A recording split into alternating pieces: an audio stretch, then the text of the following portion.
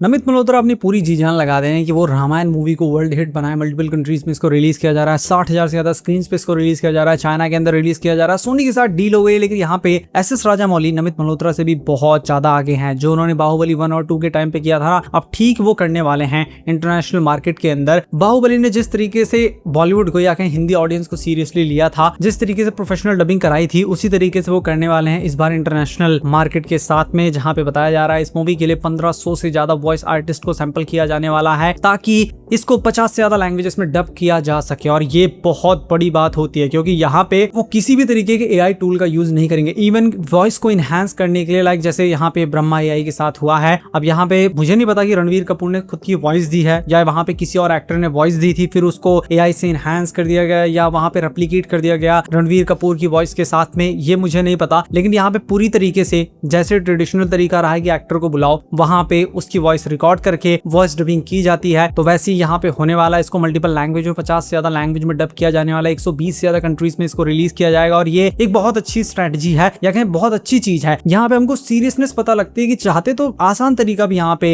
S Rajamouli चुन सकते थे, भले उनके पास बहुत बड़ा 4,000 करोड़ का बजट ना हो, लेकिन फिर भी यहाँ पे एस राजामौली सबसे बेस्ट तरीका चुनना चाहते हैं जिसके अंदर भले पैसा थोड़ा लग जाए, लेकिन फिर भी मूवी जब निकल के आए ना तो लोग खुश हो जाए, उसके अंदर एक कंप्लेन ना निकल पाए। विजुअल्स के अंदर तो इसके अंदर कोई कंप्लेन आएगी नहीं, इतना मुझे विश्वास है, क्योंकि इससे पहले हम बाहुबली क्योंकि सिर्फ 250 करोड़ में बनी थी उसके अंदर देख चुके हैं, RRR के अंदर देख चुके हैं। तो यहाँ तो फिर भी बजट 1300-1400 करोड़ हो गया है। एग्जैक्ट बजट कितना है वो तो अभी तक किसी को भी नहीं पता, खाली ये नंबर निकल के आ रहा है कि 1300 से 1400 करोड़ में भी हो सकता है। इसके अंदर मार्केटिंग बजट अलग से और ऐड किया जाए या इसी को ये लोग किसी तरीके से यूज कर ले, आई डोंट नो। लेकिन यहाँ पे एस राजामौली पूरे डेडिकेशन के साथ में इस मूवी के ऊपर काम कर रहे हैं, जिसके बाद फाइनल प्रोडक्ट डेफिनेटली बहुत अच्छा निकल करके सामने आएगा। और इसीलिए हम लोग कहते हैं कि ये मूवी 1 बिलियन कमा सकती है, क्योंकि यहाँ पे डायरेक्टर जो भी चीजें कर रहे हैं, लाइक इसके लिए एक डॉक्यूमेंट्री बनाई जा रही है जिसके लिए एक जॉर्जियन फिल्म मेकर को हायर कर लिया गया है। वो डायरेक्ट नहीं करेंगे, वो हर एक चीज को शूट करेंगे, इसके स्केल को शूट करेंगे, किस बड़े स्केल पे इसको बनाया जा रहा है, बहुत सारी चीजें दिखाई जाएंगी मूवी के बारे में। तो कोई भी चीज, कोई भी एक्शन ऐसा नहीं लगता कि बहुत छोटा हो, इनके हर एक एक्शन के अंदर वो स्केल हमको दिखता है। लाइक इसको इंटायरली IMAX के अंदर शूट किया जा रहा है 1.43:1 के रेशियो में, जो कि बहुत बड़ी बात होती है। क्रिस्टोफर नोलन के बाद ये सेकंड मूवी होगी, उनके ओडेसी के बाद सेकंड मूवी। अभी तक ये कंफर्म नहीं है कि यहाँ पे डिजिटल IMAX कैमरा का यूज किया जाएगा या वो जो ट्रेडिशनल कैमरास होते हैं जिसके अंदर टेप लगती है, रील लगती है, उसका यूज किया जाएगा, पता नहीं। लेकिन यहाँ पे ये दूसरी मूवी बन जाएगी जो IMAX के अंदर शूट होगी, जो कि एक बहुत बड़ी बात होती है। उसी के साथ में 1500 वॉइस आर्टिस्ट को सैंपल किया जाने वाला है। उसी के साथ में इस मूवी को रियल लोकेशंस पे शूट किया जा रहा है। इसको अंटार्कटिका के अंदर शूट किया जा रहा है। आज से पहले कोई भी इंडियन मूवी अंटार्कटिका के अंदर शूट नहीं हुई, जहां तक मुझे पता है। ये एक बहुत ज्यादा बड़ी बात होती है क्योंकि अंटार्कटिका का एनवायरमेंट बहुत ज्यादा हार्श होता है। इसको अलग अलग कंट्रीज में शूट किया जाने वाला है। आई थिंक 7 डिफरेंट कंट्रीज के अंदर इसको शूट किया जाने वाला है। करोड़ों रुपए लगा करके वाराणसी का पूरा एक सेट डिजाइन किया गया है ताकि उस हर एक चीज को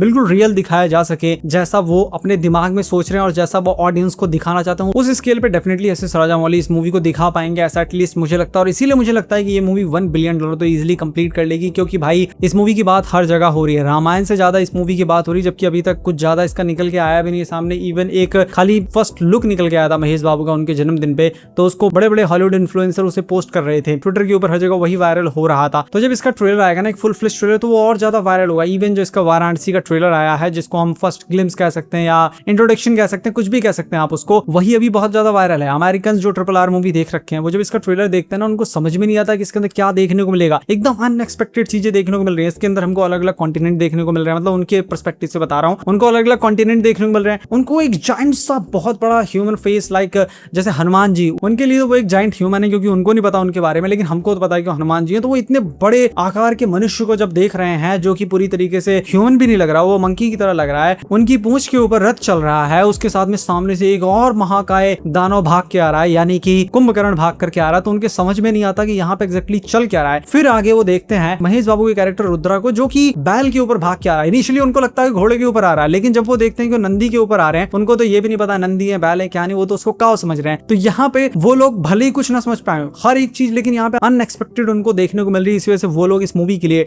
बहुत ज्यादा एक्साइटेड है और हम भी बहुत ज्यादा एक्साइटेड हैं। रामायण मूवी जिस तरीके से प्रमोट हो रही है वो एकदम नेक्स्ट लेवल है। ये मूवी बहुत कलेक्शन करेगी। RRR के बाद एस राजामौली की फैन फॉलोइंग इतनी बढ़ गई है कि ये वाराणसी मूवी सारे रिकॉर्ड तोड़ देगी रामायण के, ये मुझे लगता है। और मन में ये डाउट भी आता है, क्या रामायण जो पार्ट 2 आने वाली है, क्या उसकी स्टोरी को ये वाराणसी मूवी स्पॉइल नहीं कर देगी? क्योंकि ये लोग डायरेक्टली उसी समय पहुंचेंगे जब युद्ध हो रहा होगा भगवान राम का, मतलब रुद्रा का कैरेक्टर टाइम ट्रेवल करके उसी टाइम पे पहुंचेगा। होगा जहाँ पे युद्ध हो रहा होगा, तो मे भी हो सकता है वहाँ पे स्टोरी भी बहुत सी ऑडियंस के लिए लीक हो जाए, जिससे कोई आई थिंक फर्क इतना पड़ना नहीं चाहिए। तो हमें तो कोई फर्क नहीं पड़ता, लेकिन अमेरिकन किस तरीके से उसको देखेंगे आई डोंट नो। लेकिन वाराणसी मूवी बहुत बड़े लेवल पे खेल रही है। उसी के साथ में कुछ और अपडेट है, लाइक टॉक्सिक मूवी को पूरी तरीके से पास कर दिया गया है सेंसर बोर्ड की तरफ से। इसके अंदर कुछ माइनर से चेंजेस किए गए हैं, मतलब बहुत छोटे छोटे माइनर चेंजेस किए गए हैं, तो ऑलमोस्ट 0 कट के साथ ये मूवी रिलीज होने वाली है। इसको ए का सर्टिफिकेट मिला है। तो आखिर ये नौटंकी हॉलीवुड मूवीज के साथ क्यों होती है, उसके अंदर किस के लिए भी ये लोग हटवा देते हैं उस सीन को, और यहाँ पे इसके अंदर बहुत कुछ हो रहा है तब भी कोई दिक्कत नहीं है। तो कहीं यहाँ पे दूसरा खेल तो नहीं है, कहीं टॉक्सिक के जो मेकर्स हैं, जो प्रोड्यूसर्स हैं, उन लोगों ने अलग तरीके से तो बात नहीं की सेंसर बोर्ड वालों से, इसी वजह से यहाँ पे अप्रूव हो गया। आई थिंक आप लोग समझ गए होंगे, मजाक कर रहा हूँ मैं, बट काफी अजीब लगता है कि हॉलीवुड मूवीज से तो किस भी हटवा देते हो, यहाँ पे सब कुछ चल रहा है तो भी कोई दिक्कत नहीं है। उसी के साथ में हैदराबाद के अंदर डिमांड बहुत ज्यादा तेज हो गई है कि यहाँ पे एक IMAX थिएटर बनना चाहिए, वो भी रियल IMAX, यानी कि 1.43:1 का रेशियो जो होता है ना रियल IMAX का, वो यहाँ पे बनना चाहिए। फैंस ने इसको एक कैंपेन की तरह स्टार्ट कर दिया है। ऐसे राजा मौली ने भी कहा था कि वो चाहते हैं कि हैदराबाद के अंदर या उनके इलाके में IMAX खुल जाए, क्योंकि उनकी पूरी की पूरी मूवी एकदम ट्रू IMAX फॉर्मेट में शूट हो रही है। तो यहाँ पे IMAX खुलेगा नहीं खुलेगा आई डोंट नो, क्योंकि यहाँ पे सबसे बड़ी रुकावट आ जाती है पैसों की। चलो एक बार लगा के पैसा लगा के वो लोग खोल भी देंगे IMAX को, लेट्स से 100 करोड़ भी लगा दें, लेकिन दिक्कत ये आती है कि फिर हर साल IMAX के लिए कोई मूवी तो आती नहीं है, या बहुत कम आती होंगी। लेट्स से साल में एक मूवी भी आएगी, तो भी क्या वो लोग उतना पैसा कमा पाएंगे, मेंटेन करने में भी बहुत पैसा लगता है। तो यहाँ पे इसीलिए एक बहुत बड़ा हर्डल है कि इसमें पैसा बहुत लगता है, मेंटेन करने में भी पैसा बहुत लगता है, और हर बार ट्रू IMAX के लिए मूवीज भी नहीं आती। अगली अपडेट नेशनल ट्रेजर 3 मूवी की तरफ से आ रही है। फाइनली ये मूवी आ रही है। मुझे इसके दोनों पार्ट पहले बहुत पसंद है, मतलब पिछले 2 पार्ट बहुत ज्यादा पसंद है, वो हिंदी में अवेलेबल है। अगर आपको खजाने वाली मूवीज देखना पसंद है उनको जरूर देखना, नेशनल ट्रेजर पार्ट 1 पार्ट 2 जरूर देखना।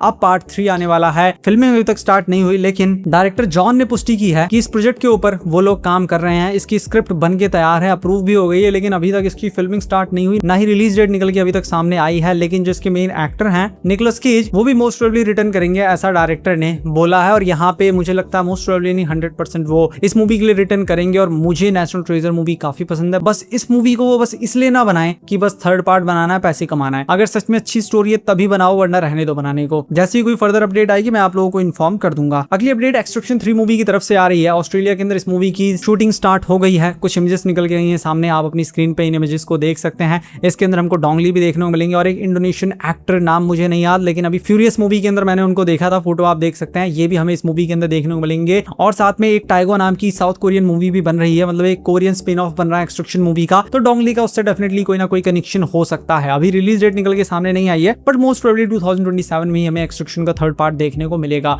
वो भी और बड़े स्केल के साथ में। Godzilla x Kong supernova movie, जिसका वेट काफी लोग कर रहे होंगे, अभी इसकी टेस्ट स्क्रीनिंग हुई थी, जहां पे कुछ लोगों को इस मूवी को देखने का सौभाग्य प्राप्त हुआ। और वहां पे उनका कहना है कि ये मूवी बाकी के जो पिछले पार्ट्स रहे हैं उनके कंपैरिजन में काफी अच्छी लग रही है। तो क्या ये मूवी सिर्फ उनसे अच्छी है, सबसे अच्छी नहीं है? आखिर ये मूवी है कितनी अच्छी? तो अभी तक पूरे डिटेल निकल के सामने नहीं है, बस इतना ही निकल के सामने आया कि भाई उन दोनों पार्ट से अच्छी है। और जब इस तरीके की बात निकल के सामने आती है ना कि उन दोनों पार्ट से अच्छा है, तो मन में डर होता है क्या सच में यहाँ पे अच्छी है या नहीं, क्योंकि टेस्ट स्क्रीनिंग के रिजल्ट जो होते हैं ना अक्सर पॉजिटिव ही आते हैं कि अरे कमाल की मूवी थी यार, ऐसा कुछ तो हमने कभी देखा ही नहीं। बाकी अभी तक ज्यादा अपडेट नहीं आई है इसके रिगार्डिंग। हो सकता है यहाँ पे जो ये इनिशियल रिपोर्ट निकल के सामने आ रही है सिर्फ एक इंसान या 1-2 इंसान का पर्सपेक्टिव हो, 1-2 लोगों का पर्सपेक्टिव हो कि पिछले पार्ट से ज्यादा अच्छी थी। अभी पूरी डिटेल्स जैसी आएंगी मैं आप लोगों को इन्फॉर्म कर दूंगा, इसीलिए चैनल को अभी सब्सक्राइब कर लीजिए। मैं मिलता हूँ आपसे अपनी नेक्स्ट वीडियो में।